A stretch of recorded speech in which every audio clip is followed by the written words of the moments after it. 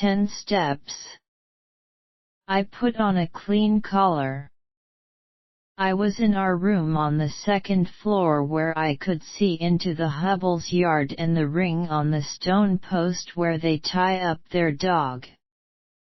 The dog wasn't there.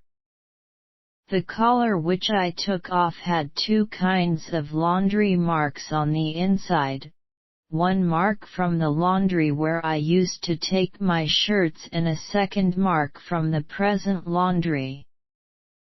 Then I washed my hands. The soap was worn down so that there was almost none left. It was a soap that smelled like salad. I turned off the water, but the water still went drip drip from the faucet. I dried my hands. I hung the towel on the left end of the rod. The right end of the rod is for May. The rod is glass and someday it will come loose and fall down and break. I shut the bathroom door so that I would not hear the drip drip of the water from the faucet. I went into the room again which is for May and mine. On her bed, in the daytime, she keeps a French doll with big eyes. Where the back of the bed hits the wall there is a mark. I moved out of the bed, and I saw the mark.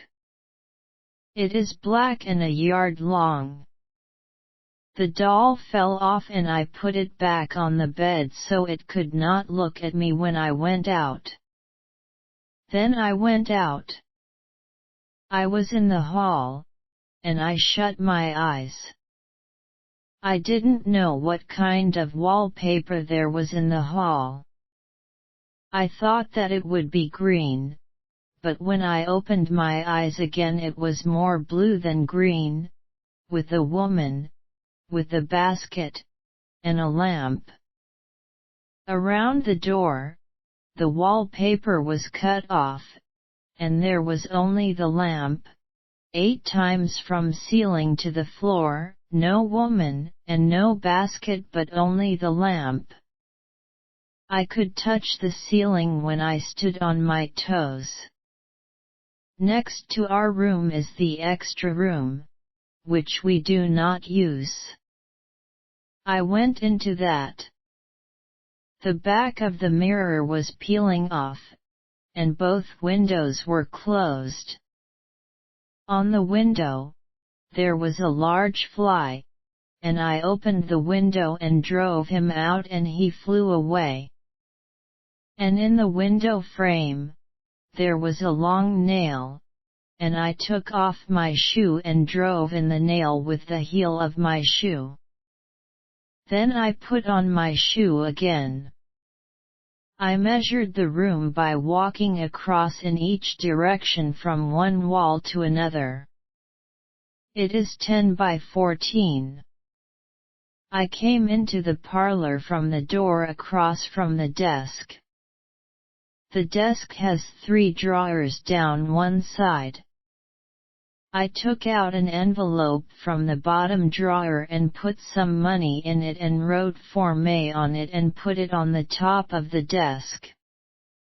The curtains in the parlor were red. Where the sun hits them there is a part that is not red, but pink. There was a magazine on the table called Movieland, and I started to read it, but I did not read it. I went over the fireplace and looked at the rest of the room from there, and I saw the table and the carpet and how 2 chairs were facing right towards each other. I sat down on one of them and one of its legs was shorter than the others, and I got up and went into the kitchen. In the kitchen, I saw May shelling peas. She forces the peas out of the shell with her thumb and they fell into the bowl. There were 3 peas on the floor and I picked them up and put them in my pocket. The kitchen floor was laid in linoleum with blue and white squares, 2 inches squares. May was sitting on a stool, reading a paper placed in front of her. She did not turn around when I came in. She said, "When you come back, bring some stove polish with you." I said I was going now. I went out through the back door into the yard. There I saw my kid playing with some sand and toy truck, and then running the truck back and forth through the sand. The sand was wet, and I could see the print of his hand on it. It was his left hand. I said, "So long, son," to him, but he didn't say anything. He was too busy with his truck and the sand. Then I went to the garage, and unlocked the door. I ran a cloth over the windshield of the car, and it was scratched in a half-circle where the windshield wiper wipes it. And I stood there a couple minutes, and then I closed the doors and walked alongside the house to the front and looked at my watch. It was 20 minutes to 10. Then I walked down the wooden steps to the sidewalk, and I counted the steps. I counted 10 steps. I thought I counted the last step, but perhaps I didn't. I walked down the street, and I looked back and saw the house, and there was one window with a shade halfway down, and I wanted to go back and count the steps again to make sure, but I didn't.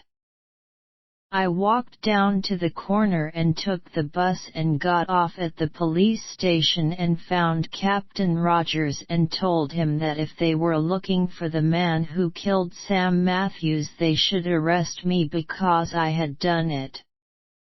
Captain Rogers asked me if I want to write out a confession, and I said that I would. But before I tell them how I killed Matthews, I want to write down the last things which I saw in my house and how I remember them, because now I will want always to be able to remember about all those things that I won't ever see again.